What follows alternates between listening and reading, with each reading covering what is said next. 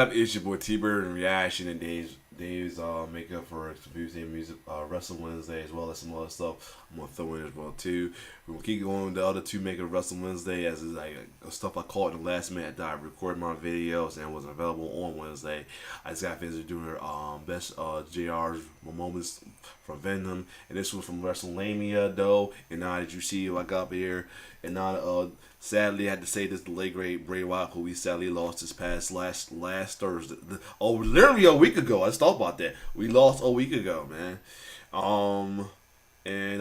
This is literally a 1 week anniversary since we lost him. So we're gonna check out from WrestleMania 10 greatest Bray Wyatt moments in WWE, man. Cause dude, he had a lot going on from WWE. Just booking could have did better for him, but both his Wyatt family and his the Fiend one, regardless if it was heel or not, I don't roll with the heels, but either way, as a wrestling fan, that they could have did his booking way better as well too. Even his return, they could have done better, but I understand half part of it's because of what we dealt with that sadly led to us losing him though. But yeah.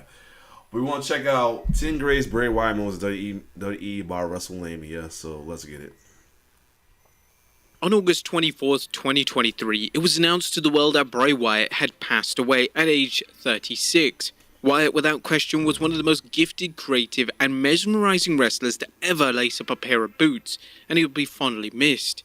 This video acts as a celebration of Wyatt's decorated career, as we here at WrestleMania look at the 10 greatest moments of Bray Wyatt's career.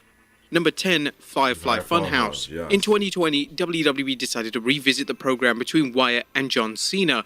The two would then collide in a Firefly Fun House match at WrestleMania 36, and due to it being out of all the cinematic matches they was putting together, mainly because of the pandemic, this was definitely one of their best ones for sure. This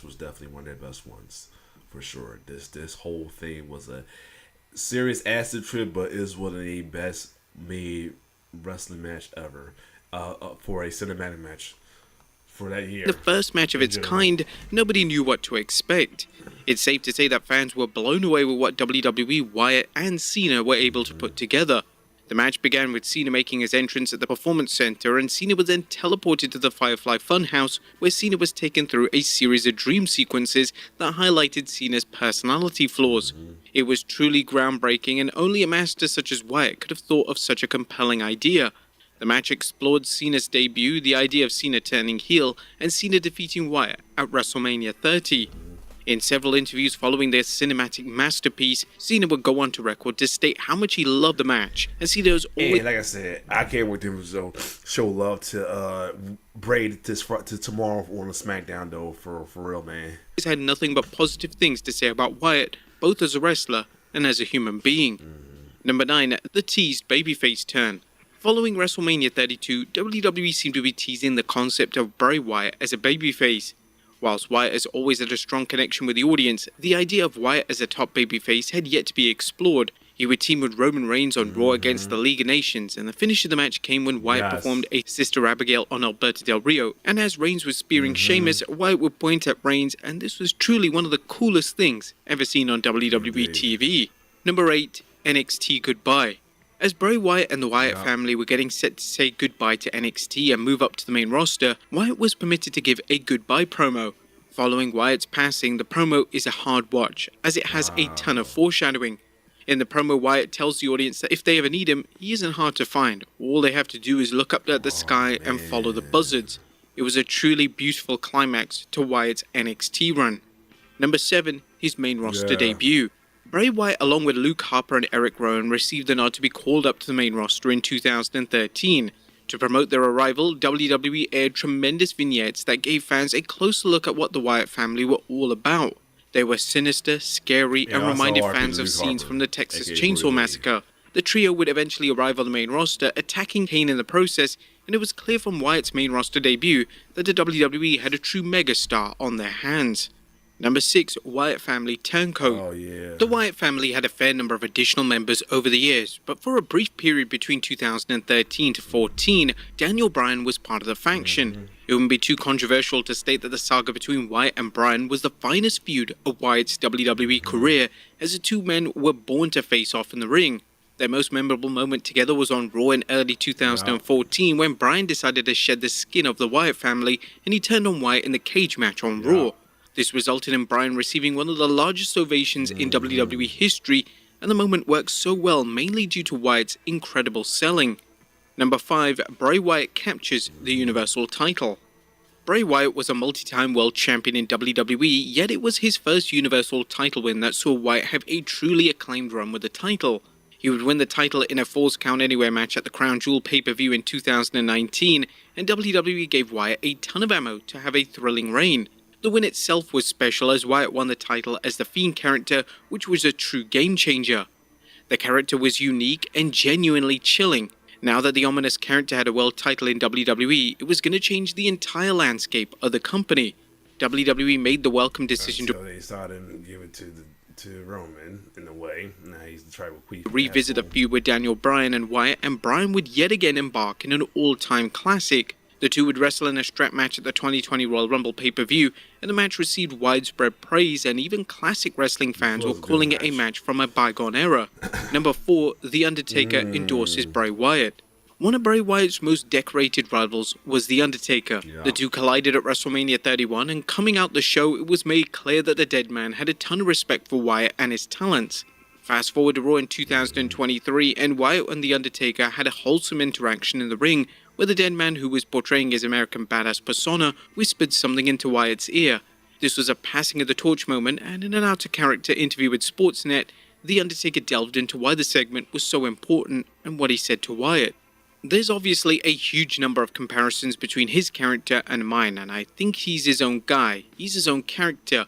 I don't think it's fair to compare him to what he does to what I did. In the big scheme of things, it's kind of in the same supernatural. I don't know what genre, it's 2023, and he's doing his own thing, but I can appreciate it.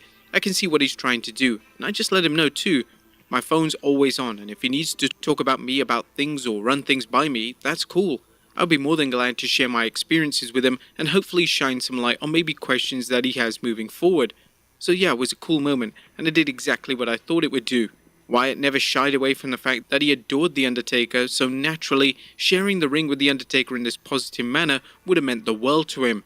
Number 3, Bray Wyatt and Randy Orton joined forces. SmackDown Live was on fire in 2016, and one of the reasons for the show's success and critical acclaim was the partnership between Wyatt and Randy Orton.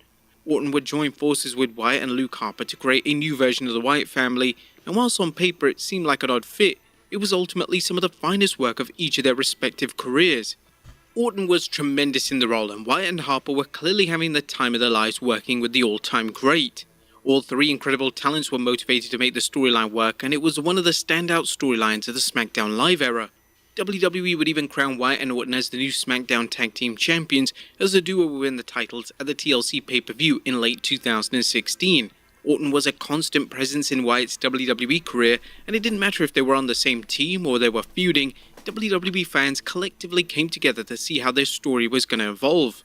Number 2, Bray Wyatt wins the WWE title.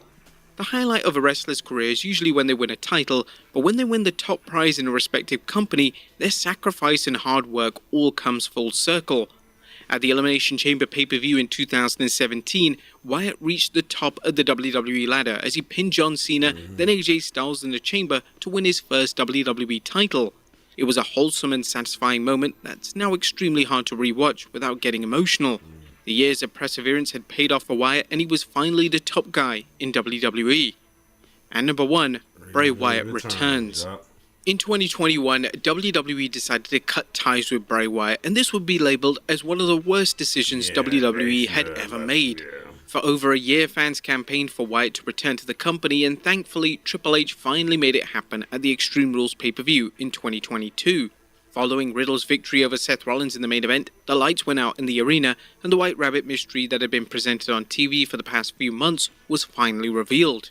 Wyatt's voice was then heard singing the verse, "He's got the whole world in his hands," as real-life versions of the Firefly Fun House characters were summoned in the arena. References to Wyatt's prior run were present, and these included a burnt Fiend mask on the top of the announce table referencing Wyatt being burned by Randy Orton back in 2020. A video on the Titantron would then begin to play, depicting an abandoned Firefly Fun House set, but back in the arena, a door opened, showing a strange light. A mysterious masked figure then walked out, carrying Wyatt's lantern, and the figure would then reveal themselves as Bray Wyatt.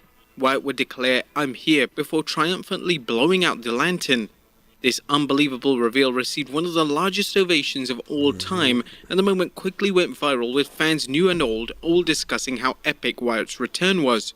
It was wonderful to have Wyatt back home in WWE, and fans were eagerly anticipating his next storyline and character arc. But those were 10 of the greatest Bray Wyatt moments. What were yours in your...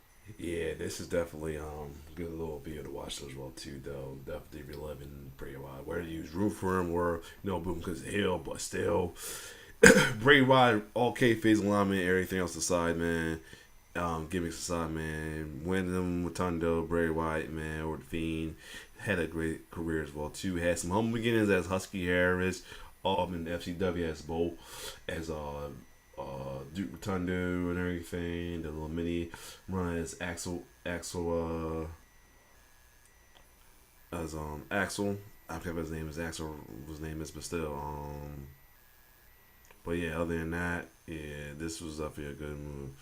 That was then the Bray Wyatt being merged from FCW to NXT to what it is today, man. Definitely a illustrious career for sure. But other than that, if you like my reaction, like, share, subscribe to my YouTube channel. It's your boy T-Bear signing off. RIP to Bray Wyatt. RIP to Wyndham Rotundo, aka Bray Wyatt. It's your boy T-Bear signing off. One love.